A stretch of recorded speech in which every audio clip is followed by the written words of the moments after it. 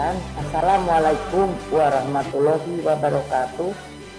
Salam damai sejahtera untuk kita semua. Om Swastiastu, Namo Buddhaya, Rahayu. Dengan jelah di dalam pengerucutan yang kita telah lakukan, dan ini adalah pengumuman keempat kalinya, paling tidak insya Allah sebelum waktu yang telah diberikan oleh KPU untuk pendaftaran yang akan mulai pada tanggal 4 ya. Tanggal 4 sampai tanggal 6. Jadi insya Allah semuanya seharusnya telah mempersiapkan segala kebutuhan administrasi yang seharusnya nantinya akan kita sampaikan kepada KPU. Jadi setelah pada hari-hari ini kita telah melakukan 4 kali pengumuman, saya tentunya sebagai Ketua Umum meminta dari struktur DPD, DPC yang tempat-tempatnya itu akan melakukan pilkada untuk mempersiapkan keseluruhan kebutuhan administrasi dan lain-lain yang sesuai dengan hal yang telah disampaikan oleh KPU sebaik mungkin. Jangan sampai ada ketinggalan. Jadi dari hari ini juga sudah mulai harus bekerja, sehingga saya ingin melihat bahwa kita sebagai partai terbesar yang sedang memproses diri untuk menjadi sebuah partai pelopor juga di dalam keadministrasian, itu juga akan diperlihatkan bahwa kita juga selalu dapat dengan penuh disiplin dan dedikasi melaksanakan tugas-tugas yang seharusnya dilakukan oleh struktur partai dari DPD, dari DPP, dari DPD sampai DPC itu dengan sangat baik. Terutama yang saya masih suka melihat itu mereka yang menjadi yang telah ditetapkan sebagai calon itu jangan sepertinya lalu sudah senang, oh saya sudah dicalonkan. Nah, tapi dari sisi administrasi sering saya lihat namanya memasukkan CV itu seringkali masih banyak kekurangannya. Jadi maksudnya itu kan adalah sebuah data pribadi yang seharusnya itu selain diserahkan nanti ke KPU, itu akan tetap merupakan data pribadi yang akan masuk ke dalam tempat pendataan atau filing arsip daripada DPP partai. Untuk bisa diketahui, alhamdulillah kita ini partai satu-satunya yang mendapat ISO. Nah, hal-hal seperti itu seharusnya saya berkeinginan paling tidak juga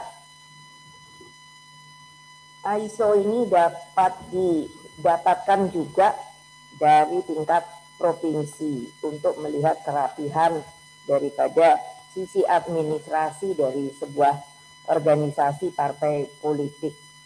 Makin hari saya memang melihat dengan masih banyaknya kekurangan pun, tetapi kita sebagai PDI itu telah banyak mengalami peningkatan di dalam proses berorganisasi maupun juga di dalam masalah disiplin, ketertiban, ketepatan waktu, dan lain sebagainya. Seperti sekarang ini, kalau kita biasanya berkumpul pada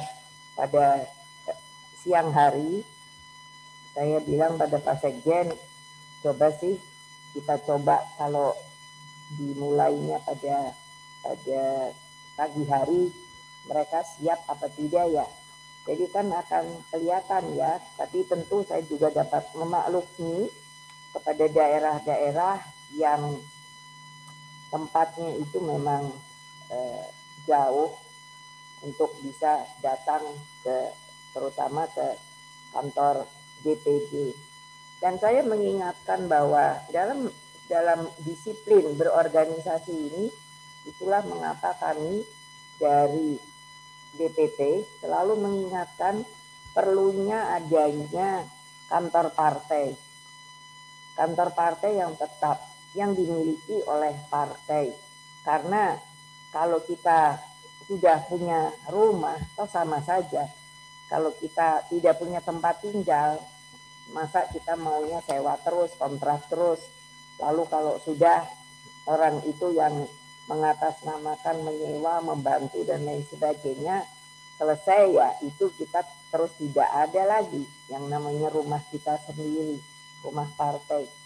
Jadi bagi tempat-tempat yang belum punya kantor partai tetap milik partai, bukan milik perorangan, karena untuk ketertibannya kita juga telah membuat sertifikat itu seluruhnya adalah atas nama DPP partai.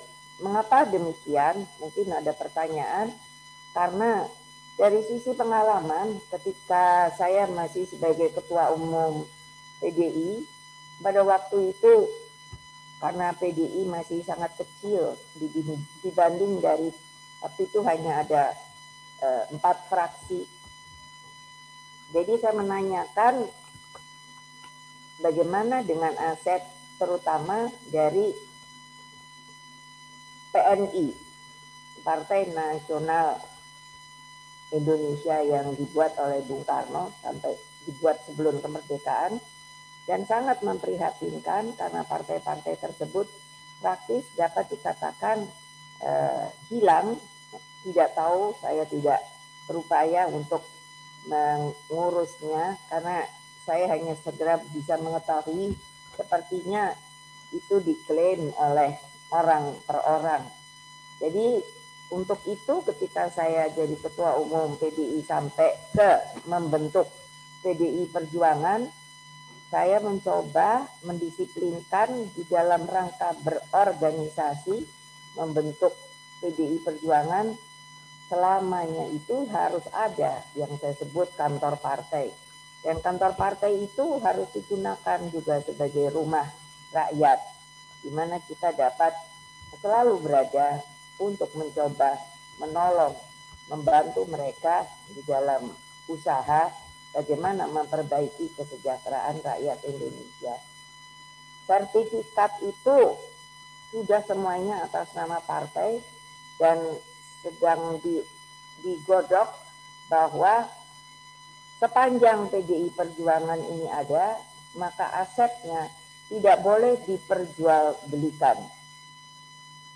Jadi itu semuanya terus-menerus, meskipun ada pergantian regenerasi, itu tetap tidak bisa disentuh, tetapi tetap menjadi yang namanya partai, yang namanya disebut Partai Demokrasi Indonesia Perjuangan.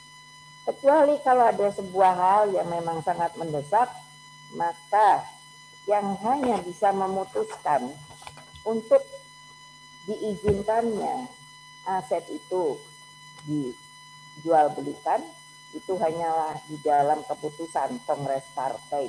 Jadi sangat jelas, tidak ada yang bisa memiliki. 1, 2, kalau itu ada yang mau dijual, entahlah mau diapakan, tetapi semuanya itu harus dengan keputusan dan akhirnya dengan Kongres Partai. Artinya ketua umumnya yang pada waktu itu telah jadi juga harus bertanggung jawab di dalam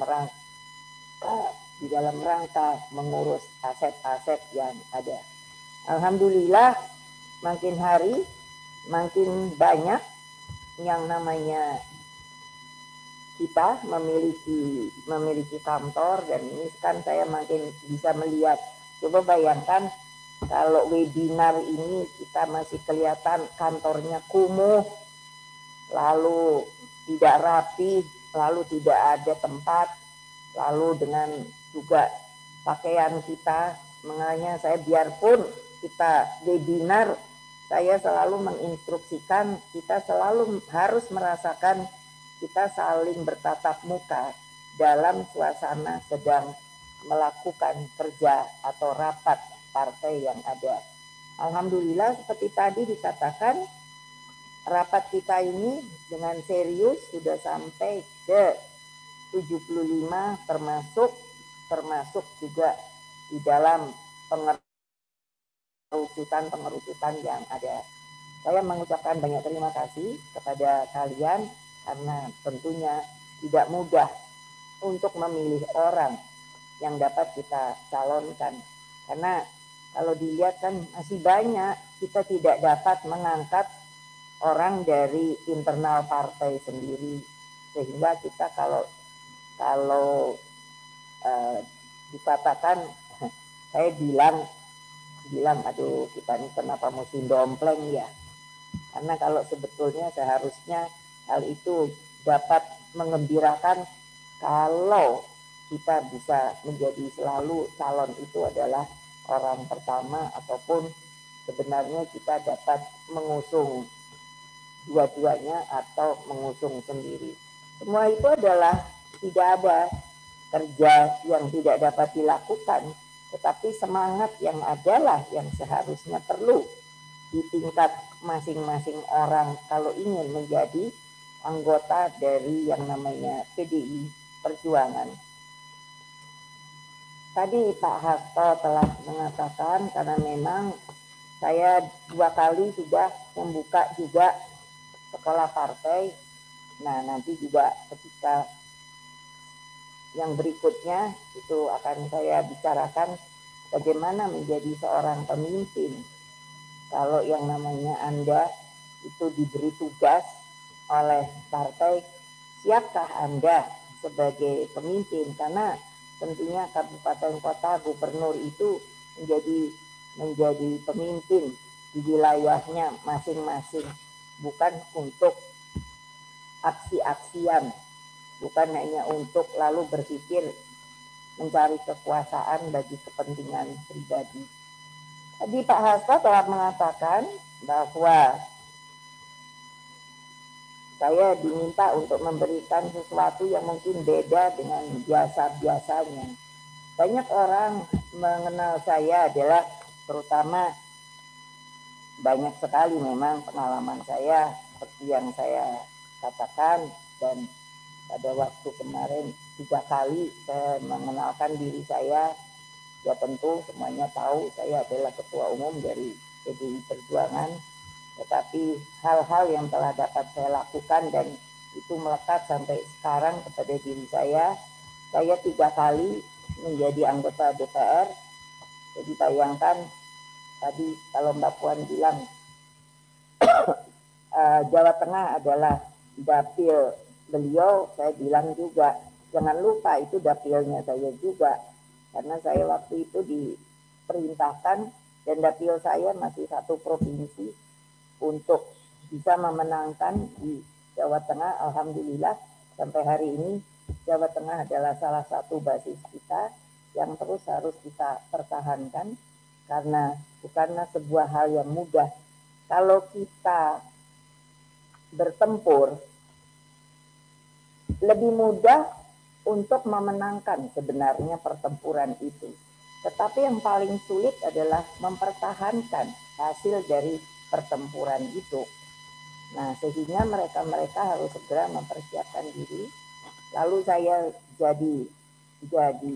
jadi anggota DPR 15 tahun, dipotong 2 tahun menjadi wapres, lalu setelah itu menjadi presiden, dan sampai hari ini dengan sebutan Presiden kelima, saya pun diberi tugas oleh Pak Jokowi untuk menjadi Ketua Dewan Pengarah dari sebuah badan baru yang dibentuk oleh beliau, Badan Pembinaan Ideologi Pancasila, yang memang saya pada waktu sebelum dibentuknya itu seringkali berbicara kepada beliau bagaimana mengimplementasikan Pancasila betul-betul, bukannya mengawang-awang, itu tidak ada. Jadi itulah hal-hal yang kadang saya lihat dalam pembangunan bangsa ke depan ini, ada sebuah keprihatinan. Kita sendiri melupakan sebuah mutiara ataupun permata. Yang namanya Pancasila itu sepertinya hanya dijadikan hiasan di awang-awang. Di dalam konstitusi ada di dalam pembukaan saja, tidak disebut Pancasila. Kita tadi menyebutnya Pancasila di dalam setiap seremoni yang dilakukan, tetapi membunyikannya, mengimplementasikannya itu memang harus disadari, bukan hanya oleh hati tetapi oleh pikiran. Untuk itu maka saya karena tadi disebut oleh Pak Sekjen, nanti pada hari ulang tahun partai 10 Januari kebetulan itu hari menanam pohon sedunia. Bayangkan bagaimana begitu banyaknya concern dari pemimpin-pemimpin di dunia untuk kita bisa tetap mempertahankan, bertahan hidup untuk terus bisa membuat oksigen. Kayaknya orang tidak mengerti bahwa kehidupan ini kita diberi oleh rahmat, oleh Allah Subhanahu wa Ta'ala. Kita tidak merasakan kan bahwa kita nih kok bisa bernafas, padahal itu harus ada yang namanya oksigen. Seperti mengapa kita sekarang ini berupaya untuk lepas dari keprihatinan dengan COVID-19. Karena COVID ini ternyata yang paling menakutkan adalah justru menyerang paru-paru kita. Jadi paru-paru inilah alat nafas kita. Jadi kalau paru-paru ada persoalan, ya itulah sampai banyak kita melihat kesedihan dan keprihatinan dari mereka yang terkena COVID-19 itu tidak bisa diselamatkan. Yang seharusnya kita dengan disiplin saja, seharusnya dengan protokol kesehatan itu, kadang-kadang jangan kalian pikir saya tidak pakai masker. Masker saya kecil. Kebetulan saya dapat dari teman saya, dari luar tentunya, yang memberikan, sehingga saya sebetulnya juga bermasker, hanya supaya tidak kelihatan atau tidak terlihat muka saya. Jadi ada teman yang dengan baik hati memberikan penghalang itu. Dan saya sudah di lockdown oleh putri saya, Mbak Puan, paling cerewet, meskipun ketua DPR tapi cerewetnya setengah mati. Saya ini sudah setengah tahun tidak pernah keluar rumah sama sekali. Jadi ya hanya beginilah webinar, tetapi dengan webinar pun kesibukan saya ternyata juga tidak berkurang. Nah, untuk itu maka hari ini saya mengumumkan sebuah tema, karena untuk nanti mengikuti dalam rangka 10 Januari dengan hari tanam pohon sedunia, maka tema yang sudah ingin saya lakukan untuk dipersiapkan, karena kalau kita insya Allah bisa lepas dari COVID-19 ini, insya Allah dari pengumuman pemerintah kita mendapat pertolongan untuk mendapatkan vaksin dari luar, tetapi tentunya kalau dilihat harus kita sendiri berupaya untuk bisa mengalahkan menjalarnya COVID-19 ini. Kalau mungkin setelah tahun depan dengan perayaan hari ulang tahun kita yang sudah mulai saya rencanakan, karena saya orangnya begitu, setelah selesai ini saya sudah merencanakan sebelumnya untuk hal-hal yang berikutnya, sehingga jalannya partai kita itu selalu di dalam sebuah proses yang tidak pernah berhenti. Tema itu adalah kedaulatan pangan dan politik lingkungan. Saya banyak ditanya orang, namanya partai politik itu seharusnya kan berjuang di bidang politik. Saya bilang sebenarnya politik itu berada di dalam kehidupan manusia. Sering saya katakan pada ibu-ibu bahwa kalau mereka mendiskusikan harga-harga bahan pokok, itu sebetulnya mereka tanpa disadari sudah berpolitik. Karena sudah mulai bisa membedakan mengapa ini terjadi seperti ini dan lain sebagainya. Nah, padahal saya sendiri sudah kira-kira bulan Maret mendahului untuk membuat yang namanya setiap daerah yang masuk ke dalam bagian dari PDI Perjuangan mulai menanam. Rasanya masih banyak orang itu tidak mau berpikir, dapatkah kalian yang akan jadi calon pemimpin kalau suatu saat daerah Anda itu kekurangan makanan. Bung Karno selalu mengatakan pada saya, kalau kami makan umpamanya, lalu ambil sembarangan, tidak habis, beliau selalu mengingatkan, masih banyak orang yang miskin, yang belum mendapat kecukupan bagi pangannya.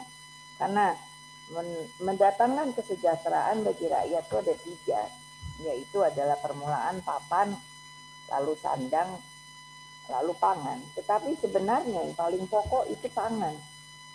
Orang tidak punya sandang, umpamanya tidak punya papan, tetapi bayangkan kalau tidak makan, tidak minum, manusia pasti akan segera menjadi lemah. Dan ketika hal itu terjadi sebagai pemimpin, bagaimana kalian akan mengatasinya? Oleh sebab itu berkali-kali saya mengatakan, cobalah dilihat nanti kalau insya Allah kalian tempur dan kalian menang, mulai melihat bagaimana yang namanya keadaan pangan di daerah kalian masing-masing. Kita pernah melihat di Papua, yaitu terjadinya kelaparan di Yahukimo. Nah, itu kan sebenarnya tanggung jawab kita. Artinya juga kepala daerah yang ada di sana. Mengapa hal itu sampai terjadi? Nah, untuk itu maka saya meminta sekali lagi dengan serius, tolonglah dianggarkan yang namanya untuk dilakukan penanaman. Tentu berarti harus ada tanah, harus ada bibit, dan yang disesuaikan dengan lingkungan udara tanah setempat. Ada 10 hal yang saya ajukan bibitnya, terserah mana-mana saja yang akan dilakukan, terlihat dari jangka waktu pendeknya sampai pada jangka waktu panjang, tetapi hal itu sangat dimudahkan nantinya. Jadi ini bukannya pengganti beras, tetapi ini pendamping beras. Mengapa saya katakan pendamping? Karena kalau beras itu pasti harus di kita ini sudah pasti kebutuhannya adalah bibit dan harus ada air, tentu tanah. Nah, padahal pengalaman saya kalau sudah musim kering ini pasti akibat perbuatan kita sendiri. Nah, ini masuk ke lingkungan sekaligus. Sekarang ini orang sudah tidak berpikir, mereka hanya berpikir bahwa katakan tidak lagi sepertinya melihat keindahannya hutan. Kalau di Kalimantan tentunya mereka kalangan suku Dayak seharusnya terus mempertahankan hutan-hutan mereka untuk dilestarikan. Karena sebenarnya di hutan itu banyak sekali yang namanya bahan untuk dijadikan pangan. Tetapi kita sekarang menjadi orang yang menjadi praktis, melupakan bahwa kalau kita mencintai alam, maka alam pun akan memberikan sesuatu yang berlebih. Itu sudah sudah menjadi sebuah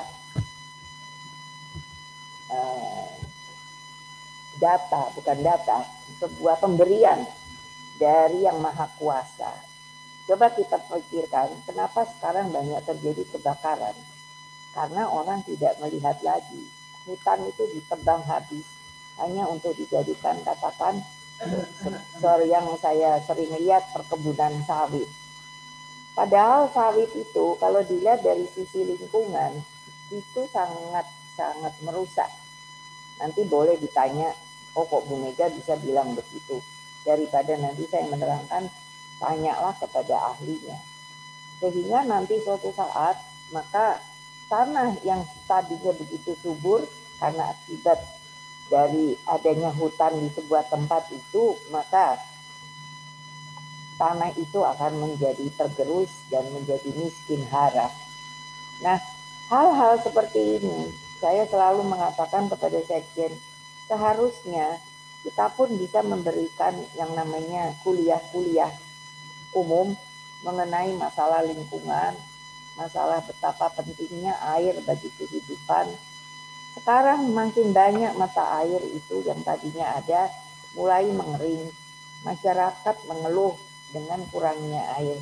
Sebenarnya itu terjadi karena perbuatan kita sendiri.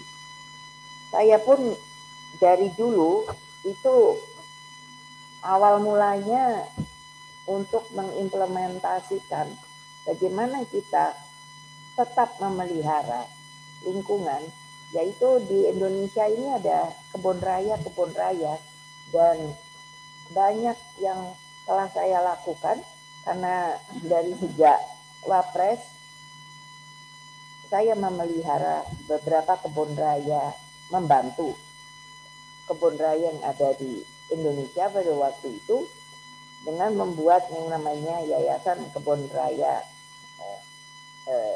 Indonesia. Dari situlah saya mulai mengenalkan dari suatu bentuk diri saya yang beda. Kalau saya ada di politik waktu hari-hari itu dan sampai sekarang pun saya selalu mengintrodusir yang namanya betapa perlunya kita pada kehidupan yang namanya senada dengan alam. Dan alhamdulillah memang akibat terus apa yang saya katakan, banyak daerah sekarang mengikuti membangun juga kebun raya. Kebun raya yang tadinya hanya 5 di Indonesia, sekarang sudah makin saya mendengar sudah ada sekitar hampir seluruh provinsi dan sudah juga ada dari beberapa kabupaten. Seperti di Jawa Barat ada Kabupaten Kuningan yang telah membuat kebun raya yang saya pernah berkunjung ke sana, dan menurut saya sebuah hal yang sangat baik, tapi tentunya harus diperbarui dengan tanaman-tanaman yang ada, karena tidak dapat dibayangkan kita tidak hanya hidup hari ini, kita punya keturunan. Dan keturunan kita itu dapatkah saudara-saudara bayangkan kalau saudara-saudara hanya ingin memperkaya diri sendiri dengan merusak alam? Boleh saja ada namanya kebun sawit, tetapi kalau saya sebenarnya kebun sawit itu ya harus dilakukan pada tanah-tanah yang tidak merusak, namanya hutan-hutan yang telah dianugerahkan kepada Allah Subhanahu wa taala kepada kita. Itu adalah masalah lingkungan yang seharusnya sebagai pemimpin juga harus mempunyai pikiran seperti itu. Sepertinya di daerah Kalimantan itu hutannya kan sebenarnya luar biasa, dengan biodiversity yang luar biasa, flora fauna yang belum ada tentunya di dunia, seperti kukang seperti kukang, lalu yang di Sulawesi apa itu ya, yang seperti tikus mabanya kecil, dia adalah hewan malam. Bukan kukang. Kalau kukang itu yang jalannya pelan sekali, sehingga kalau dia kebakaran Saya sudah merasa sedih sekali. Bagaimana dia akan melarikan diri? Lalu bagaimana bapak-bapak, ibu-ibu itu akan bisa memberikan sebuah keindahan pada keturunannya nanti, yang hanya bisa dikatakan dulu begitu. Dulu di sini ada hutan. Dulu di sini ada tanaman tengkawang. Dulu hanya dulu. Anak-anak itu sudah tidak bisa melihat lagi hal-hal kebenaran. Nah itu ada itu apa ya namanya, kok bisa lupa, coba nanti sebentar bisa di apa namanya, ditayangkan. Ini apa ya namanya, kok lupa saya. Tarsius ini sangat lucu, sangat fragile, sangat rapuh. Bayangkan, karena dia kecil, tapi dia adalah sebuah makhluk yang sangat membantu kehidupan. Karena dia adalah makhluk malam. Makhluk malam itu seperti kelelawar dan lain sebagainya. Tanya anak-anak kita sudah tidak tahu loh. Kalau nanti suatu saat boleh diadakan perlombaan mungkin dalam rangka 10 Januari pada anak-anak untuk bagaimana caranya itu dari menjadi katak. Katak itu jadinya dari apa? Banyak yang tidak tahu. Ketika saya membesarkan putra-putri saya, seperti Mbak Puan, tidak percaya kalau ada hewan itu yang jalannya mundur. Mbak Puan barusan bilang mundur-undur. Sampai saya cari supaya tahu bahwa saya tidak bohong. Coba bayangkan. Jadi kalau Bapak Ibu hanya berpikir bahwa kita harus jadi manusia modern, melupakan yang namanya kearifan lokal kita, itu saya kira akan sangat salah. Salah sekali. Karena kita ini punya budaya yang luar biasa. Kembali ke cara menanam, dalam artian yang saya bilang, coba lihat makanan yang bisa menjadi pengganti beras. Sekarang keadaan di pemerintah kita, karena akibat COVID ini, apapun juga, perekonomian itu tidak melaju, tetapi terjadi perlambatan. Sehingga kita tahu Pak Jokowi itu sudah berupaya setengah mati untuk jangan sampai kita jatuh kepada resesi. Kalau dilihat negara-negara di dunia ini, sudah berapa yang mengumumkan bahwa mereka dalam kondisi keadaan resesi. Sedangkan kita, mengapa tidak? Kita terjadi perlambatan. Artinya apa? Itu karena pertolongan dari yang di atas. Karena negara kita saking kaya rayanya. Dan kita punya Pancasila yang bergotong royong. Akibatnya sampai hari ini alhamdulillah kita masih bisa memberikan bantuan. Saya sering melihat kalau sekiranya tadinya sebelum ada COVID pun, saya melihat banyak ibu-ibu keluarga yang saling membantu. Mereka memberikan apakah itu nasi bungkus atau sesuatu bagi mereka yang tidak berpunya. Itulah cara menolongnya. Pertanyaannya, kalau suatu saat perlambatan ini itu makin cepat, apa tindakan kita yang akan menjadi calon pemimpin? Oleh sebab itu baru kelihatan Mbak Risma. Itu Mbak Risma itu memang betul-betul saya salut, angkat kepala, karena sebagai wali kota sangat luar biasa. Saya bukannya mengangkat-ngangkat. Silakan lihat Surabaya. Buktinya itu bagaimana. Makanya tadi seperti Mbak Puan bilang, toh sekarang banyak koran media yang istilahnya menggoreng begitu, bahwa sepertinya sulit sekali yang namanya nanti akan mencari calon untuk Surabaya. Itu sebenarnya sih tidak demikian, karena semua itu pasti akan ada calonnya. Kita PDI Perjuangan bukannya sebuah partai yang tidak bisa membuat solusi. Semuanya itu akan diselesaikan tepat waktu. Nah, mengapa? Karena begitu saya instruksikan Mbak Risma, beliau cari tanah-tanah kosong, tanah-tanah yang idle, itu diolahlah langsung. Dan saya kira biayanya tidak mahal. Kita bisa kok kalau mau. Semua itu permulaan dari niat. Dari niat. Lalu ada kemauan. Kemauan itulah yang diimplementasikan. Kalau kurang bibit nanti monggo silakan diomongkan. Jadi ada 10. Cuman saya suka lupa juga. Tapi yang pertama itu adalah singkong. Pemerintah pun kelihatannya sudah mempunyai minat kepada singkong ini. Ada singkong, ada ubi jalar, ada jagung, lalu ada sukun. Banyak yang bertanya, mengapa kok sukun juga dijadikan untuk pengganti nasi atau beras? Karena saya pernah bertanya kepada ahli, satu pohon sukun kalau sudah produktif itu kira-kira mulai jadi adalah umur 7 tahun.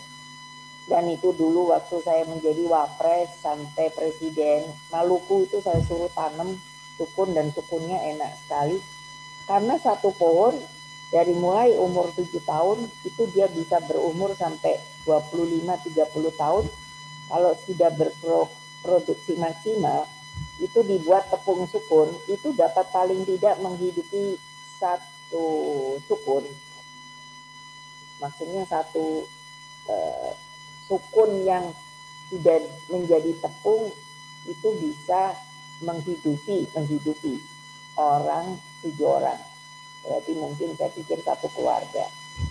Nah itu bayangkan kalau itu dimanfaatkan. Lalu tadi apa sukun, porang sekarang sedang banyak sekali karena ada seorang petani porang yang sekarang menjadi populer, Taiji.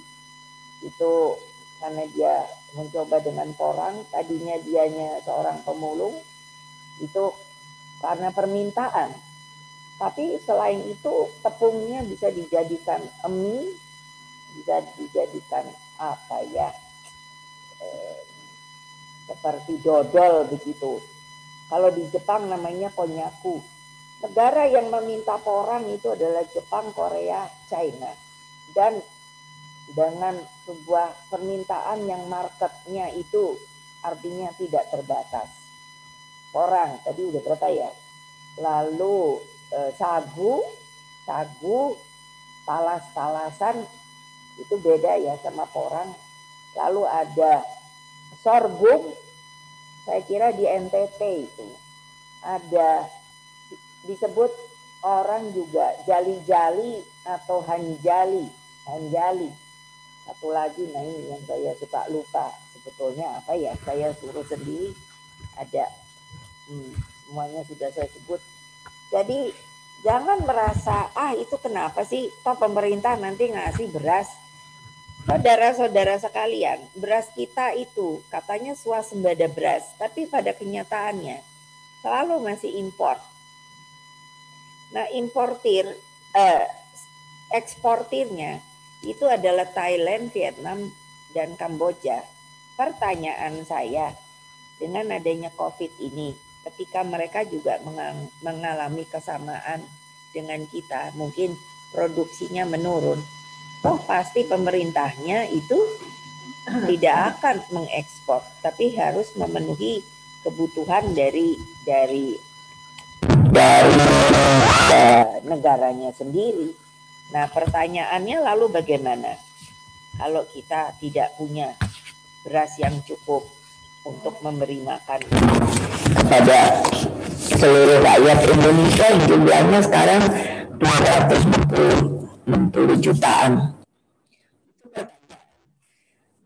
Untuk itu makanya tolong jangan lalu suka begini. Saya lihat banyak yang namanya pemimpin di kabupaten kota itu saya tidak begitu mengerti apa sebetulnya keinginan dia untuk menjadi pemimpin itu. Karena tentu sudah dari PDI, saya melihatnya tentu PDI Perjuangan. Dari PDI sudah banyak yang mulai itu, artinya yang berhasil mengelola daerahnya. Tetapi juga masih cukup banyak yang daerahnya itu ya hanya begitu saja. Dari saya datang dulu zaman waktu, nah ini kan dulu waktu PDI sampai terakhir saya datang ke tempat itu, saya melihat ya keadaannya hanya masih begitu. Contoh yang selalu saya katakan tentunya Surabaya, Banyuwangi dulu kalau saya mau ke Banyuwangi rasanya saya sudah alah untuk apa sih kok liwat ke Banyuwangi gitu kan, tidak ada apa-apanya begitu. Tapi setelah saya jadikan seorang Azwar Anas, itu saya tidak menyangka bahwa Banyuwangi dapat dikelola seperti begitu. Itu sebetulnya kenapa? Karena ide dari yang namanya pemimpinnya, idenya, kreativitasnya, dia bikin inovasi dan lain sebagainya. Jadi sekarang orang bisa datang mau jalan-jalan melihat objek pariwisata ke Banyuwangi dulu. Coba bayangkan, banyak katanya ada orang sementara yang tidak suka dengan pemerintahan yang ada sekarang. Padahal berkali-kali saya ingin mengatakan pemerintahan ini pemilunya, pilkadanya langsung loh. Bukan dulu seperti kita diputuskan hanya oleh MPR. Tolong diingat, lah kok minta seperti Pak Jokowi mundur. Pak Jokowi tidak berhasil. Mengapa saya sebut beliau? Ya itu presiden kita, kepala negara kita. Kebetulan PDI Perjuangan yang dari awal sampai sekarang mengusung beliau. Nah, kan kita itu dari mekanisme ada pengusung, ada pendukung loh. Kadang seringkali dibaurkan. Saya bilang salah. Ada pengusung, kita pengusungnya, pendukung silakan beberapa partai begitu. Nah seperti kita kan juga kalau dilihat tadi adanya hanya kita pendukung, bukan pengusung, karena itu kan tergantung dari kursi pendapatan kursi DPR yang dari sisi persentase berapa dapat. Ini boleh ngusung sendiri begitu. Kita seperti Jawa Tengah, seperti Bali, makanya kita bisa ngusung sendiri karena DPRD-nya itu betul-betul sangat bagus, bisa. Apa artinya DPRD? Artinya rakyat percaya kepada kita untuk mendapatkan, nah ini pilkada, pemimpin yang dapat memimpin rakyatnya itu. Nah, jadi hal-hal seperti ini, tolong jangan hanya mendengarkan apa yang saya katakan, ini dijalankan. Saya yakin kok. Saya selalu mengatakan, ada Hendy di Semarang. Kalau saya liwat dulu Semarang, saya rasanya udah pusing kepala. Ruwet gak jelas. Sekarang sudah jadi bagus. Saya nggak kenal dulu Hendy, ya tahu-tahu begitu saja. Saya tidak kenal sama Bu Risma, ya tahu-tahu begitu saja. Saya tidak kenal sama Azwar, ya tahu-tahu begitu saja. Tapi saya memberikan kepercayaan saya penuh. Makanya kenapa? Sepertinya kan, nunggunya lama banget sih Ibu Ketua Umum ngasih rekom. Saya tidak pernah meminta secara pribadi kepada kalian. Apapun juga, itu adalah yang saya berikan kepercayaan saya. Bayangkan, Satu sudah saya berikan kepada calon-calon. Lalu calon-calon ini sudah mulai berpikir, nah saya sudah dapat rekom. Kalian dipilih oleh rakyat, lalu sudah itu 5 tahun, sepertinya melupakan hal itu. Hanya keasikan sebagai pribadi. Wah, saya bupati ini, gubernur ini, wali kota ini, tidak ada kerjanya. Hanya nyuruh kiri, nyuruh kanan, tidak jelas programnya mau apa. Seluruh program itu seharusnya diberikan kepada rakyat. Tidak ada yang nanti mikirnya bagaimana. Saya heran sekali loh. Coba tanya sama Mbak Risma ya, kembali Mbak Risma. Berapa toh PAD-nya? Berapa toh DAU-nya? Berapakah DAK-nya? Itu kan sebetulnya pantauan ekonomi itu dari situ loh. APBD udah jelas. Kalau APBN segini maka APBD akan sebeginilah begitu. Karena saya kan juga sudah bilang tadi 3 kali saya di DPR, saya tahu prosesnya. Jadi kalau kalian lalu pikir mau main-mainkan APBD, apanya yang mau dimainkan? Saya selalu terus mengatakan hati-hati loh. Ujung-ujungnya penjara loh. Apa enggak malu ya? Toh lebih baik nama toh. Nama yang bagus bukan nama yang jelek. Nah, Mbak Risma, saya suruh bilang begini, Mbak, tolonglah. Aku lihat itu banyak lah yang namanya lansia itu. Cobalah disisir. Kasihlah mereka tuh makan. Saya belum tahu siapa yang ngasih makan. Oh, terus dikerjakan. Boleh tanya, kenapa ada pendanaan dari situ? Bisa. Kok bisa gitu loh. Mbak ditanya, kenapa kok bisa? Sampai dicari-cari lah orang sama Mbak Risma. Saya kalau sudah ke Surabaya, saya ditangkap sama beliau. Udah pusing kepala saya sebetulnya. Hanya karena saya tamu, beliau tuan rumah. Ayo Bu ikut. Nah nanti dia bawa lah apa itu namanya. Yang halo-halo itu. Walkie-talkie. Walkie-talkie. Wah udah mulai. Tanya lah. Pernah satu kali jalan tol macet. Jadi semobil mas saya dia lupa. Ngamuk-ngamuk lah dia. Katanya kemana? Ini kenapa ini jalan macet? Kemana yang menangani jalan itu? Wah sudah dipanggili ada kode-kodenya. Saya ikutin saja. Saya mikir, mbok saya ini seorang ketua umum yang telah memberikan rekomendasi kepada segitu banyak orang. Sekarang 270. Mbok ya gitu. 80% lah. Atau kalau bisa 100% wah saya kipas-kipas deh. Itu semuanya itu modelnya kayak Mbak Risma itu. Cerewet iya. Saya bilang apa toh isi mobilmu itu. Jadi suatu saat pernah saya dikasih lihat. Saya bilang ini betulnya bukannya wali kota ini. Orang jenenge arep golek gawean. Orang mau cari kerjaan apa? Sepatu Lars.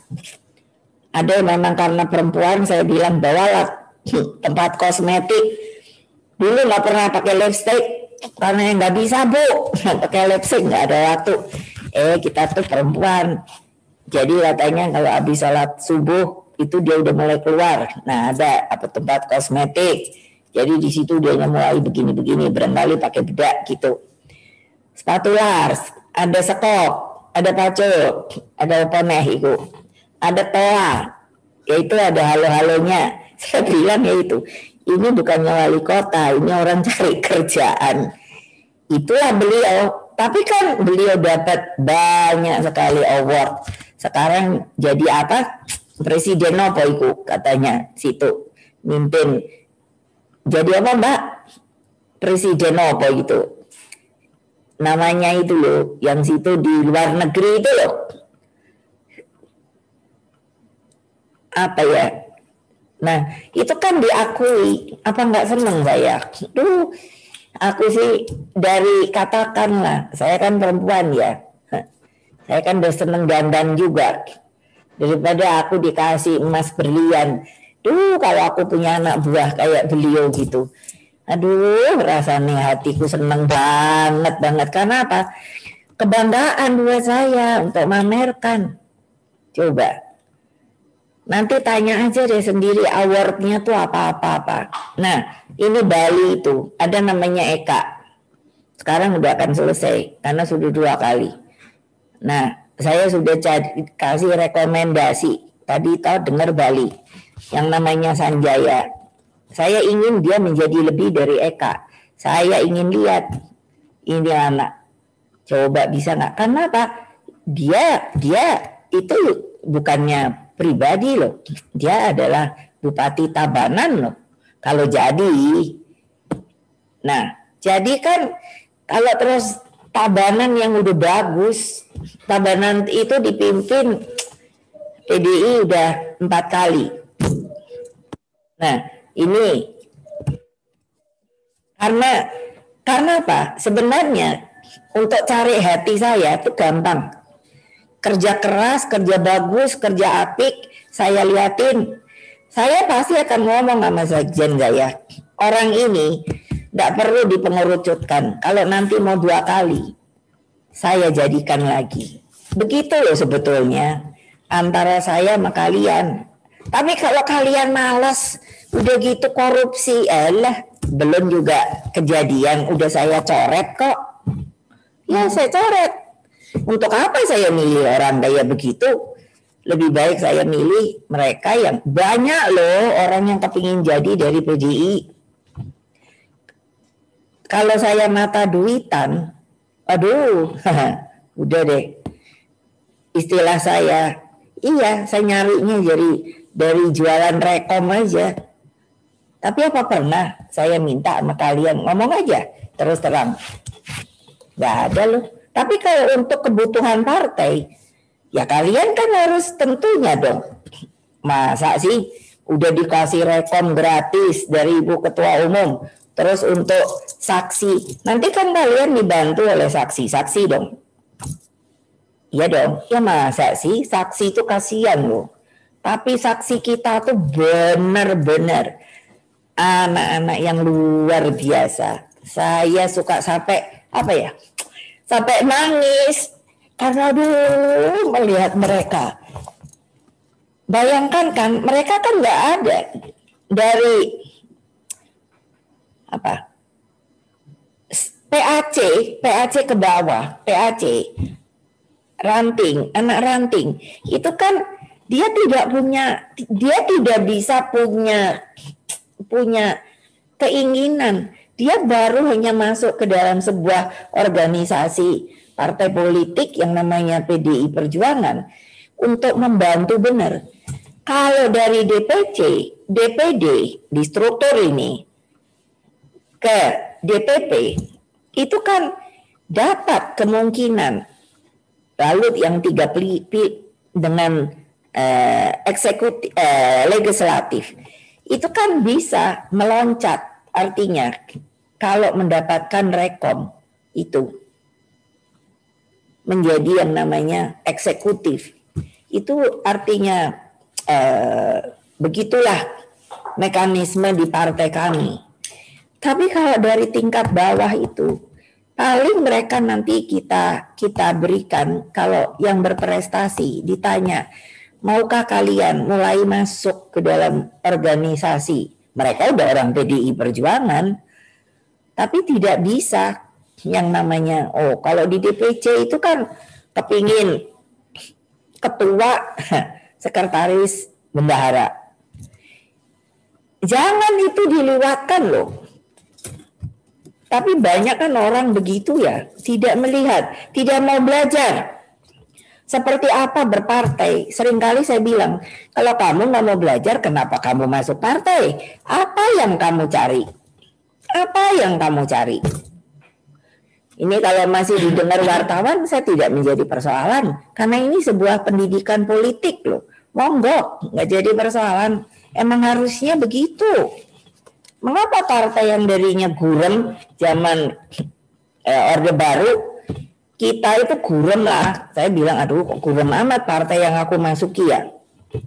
Kan padahal hanya mudah loh. PDI, P3, Golkar sama fraksi ABRI. Partai ini cuma 3 ini dulu. Sekarang kan banyak. Padahal mudah. Tetapi kan tidak gampang untuk dijalankan. Sehingga apa? Lah sekarang, dulu anggota DPR-nya, nah dulu lagi, yang pusat, hanya 27 orang. Saya lihat gitu lemes saya. Saya apa salah partai ya? Masuk ke PDI. Padahal banyak juga teman-teman dari Golkar waktu itu minta supaya Mbak ngapain masuk PDI, masuk aja ke kita gitu. Tapi udah ada sebuah dedikasi pada diri saya karena ayah saya membuat PNI. Nah PNI kan waktu itu pasti kalau tahu sejarah partai itu difusikan kan, berapa partai lalu fusi termasuk yang namanya PNI. Nah seperti ibu-ibu yang sudah di rekom, ayo semangat, saya sekarang sedang mengalami keprihatinan akibat COVID-19 ini. Ternyata makin membuka yang namanya kekerasan perempuan dan anak itu ternyata luar biasa. Jadi saya sudah minta itu nanti di dalam program. Oh ya, untuk yang namanya ada untuk membantu itu. Bayangkan, masih banyak sebenarnya yang ingin saya sampaikan, tapi saya diingatkan, oh ya saya lupa, ini hari Jumat. Jadi itulah yang bisa saya sampaikan. Nah tolonglah dengan sudah membawa rekom itu. Jangan terus berpikir Anda sudah jadi loh. Belum loh. Masih tempur loh. Tempur itu tidak gampang loh. Kalau jangan salahkan orang kalau kalah. Salahkan diri sendiri. Apa sebabnya Anda kalah? Karena sebetulnya Anda itu sudah memegang sebuah sebuah kekuatan, tinggal bagaimana mengolahnya, terutama dukungan rakyat itu. Nah itulah yang saya dapat berikan untuk hari ini. Mudah-mudahan di hari lain ada sekolah partai lagi, nah lain lagi. Dengan demikian, dengan mengucapkan Alhamdulillah, maka saya nyatakan ke tahap keempat ini untuk segera bisa kerja. Terima kasih. Wassalamualaikum warahmatullahi wabarakatuh. Om Santi, Santi, Santi Om.